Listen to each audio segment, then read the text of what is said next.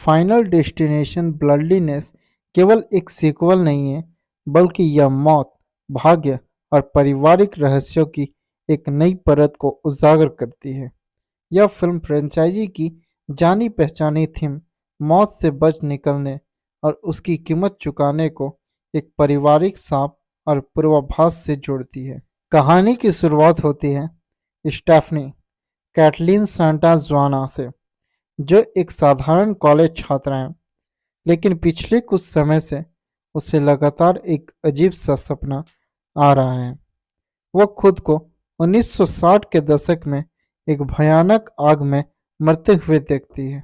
शुरुआत में वह इसे सिर्फ एक डरावना सपना समझती है, लेकिन जल्द ही उसे एहसास होता है कि यह सपना उसके अपने परिवार के अतीत से जुड़ा हुआ है।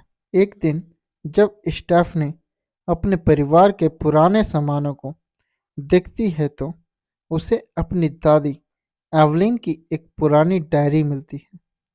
इस डायरी में कुछ ऐसे रहस्यमय संकेत लिखे होते हैं जिनसे उसे शक होने लगता है कि उसका सपना महज कल्पना नहीं है, बल्कि एक भयानक वास्तविकता का संकेत है। स्टेफ ने अपनी दादी से इस बारे में बात करने की कोशिश करती है, लेकिन एवलिन कोई जवाब देने से इनकार कर देती है।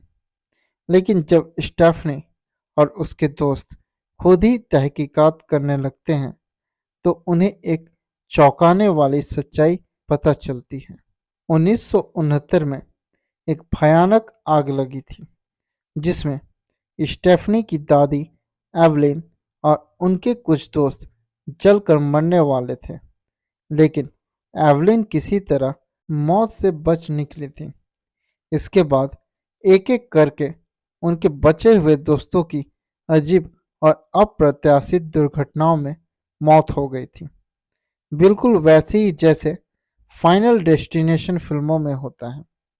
यहाँ उन्हें एहसास होता है कि एवलिन ने मौत को धोखा दिया था, लेकिन मौत किसी को भी इतनी आसानी से छोड़ती नहीं है।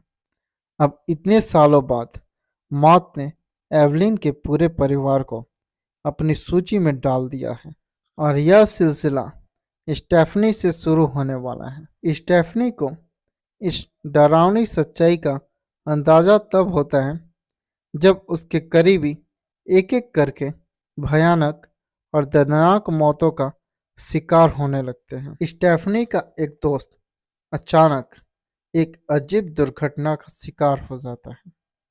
उसे लगता है कि यह एक संयोग था, लेकिन जब दूसरा दोस्त भी एक जटिल और अप्रत्याशित तरीके से मरता है तो उसे समझ आता है कि यह सब किसी अदृश्य शक्ति द्वारा किया जा रहा है। दूसरी मौत उसका भाई रियान अपने घर के बाथरूम में फंस जाता है।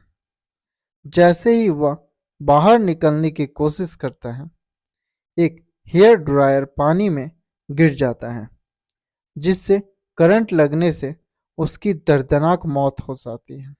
तीसरी मौत स्टेफनी की बेस्ट फ्रेंड मिया एक टैटू पार्लर में जाती है, जहां उसके नाक की रिंग अचानक एक मशीन में फंस जाती है और उसे जलाकर मार दिया जाता है।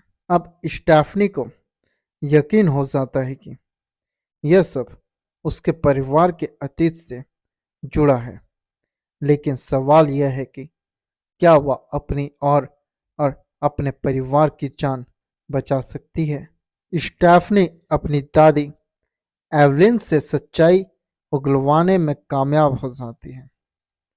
एवलिन उसे बताती है कि उसने 1969 में एक रहस्यमय अनुष्ठान रिचुअल किया था, जिससे वह मौत से बच गई थी।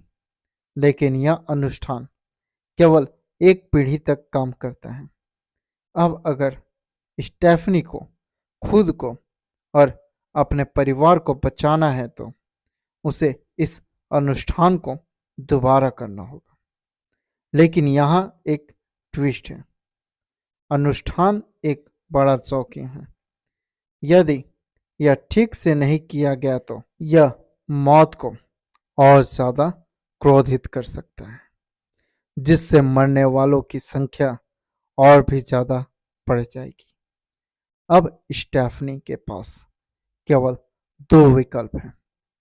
या तो वो अनुष्ठान को पूरा करे और मौत को एक बार फिर धोखा दे, या फिर अपने भाग्य को स्वीकार करे और देखे कि कौन अगला मारा जाता है।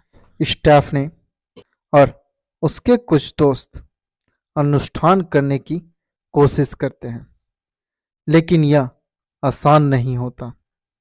जैसे ही वे इसे शुरू करते हैं, मौत अपने पूरे प्रकोप के साथ हमला करना शुरू कर देती है। अचानक तेज हवा चलने लगती है, कांच की खिड़कियां टूट जाती है और कमरे में अजीब घटनाएं घटने लगती है। स्टेफनी का एक और दोस्त अनुष्ठान के दौरान फंस जाता है और एक भारी अलमारी उस पर गिरकर उसकी जान ले लेती है। एवलिन चिल्लाकर उन्हें अनुष्ठान को पूरा करने के लिए कहती है, लेकिन तभी एक रहस्यमय शक्ति उसे खींचकर अंधेरे में ले जाती है। अब स्टेफनी अकेली रह जाती है। वह किसी भी तरह अनुष्ठान को पूरा करने की कोशिश करती है, लेकिन तभी उसे एहसास होता है कि मौत को धोखा नहीं दिया जा सकता। फिल्म के आखिरी दृश्यों में ऐसा लगता है कि अनुष्ठान काम कर गया है और सब कुछ सामान्य हो गया है।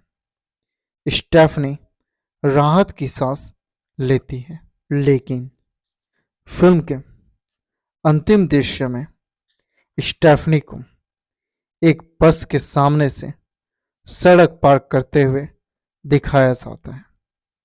जैसे ही वह सुरक्षित पहुंचती है, वह पीछे मुड़कर देखती है और एक भारी स्ट्रीट लाइट अचानक गिरकर उसे कुचल देती है। यही फाइनल डेस्टिनेशन की सच्चाई है। आप मौत को कभी भी पूरी तरह से हरा नहीं सकते। फाइनल डेस्टिनेशन ब्लडलीनेस न केवल मौत और दुर्घटनाओं की एक और कड़ी छोड़ता है, बल्कि इसमें पारिवारिक सांप, अतीत के रहस्य और मौत के चक्र को तोड़ने की कोशिश जैसी नई थीम्स को भी शामिल किया गया है। यह देखना दिलचस्प होगा कि इस फिल्म में कौन कौन बच पाता है और क्या स्टेफनी वास्तव में मौत से जीत पाती है, या फिर यह सिलसिला हमेशा की तरह जारी रहेगा।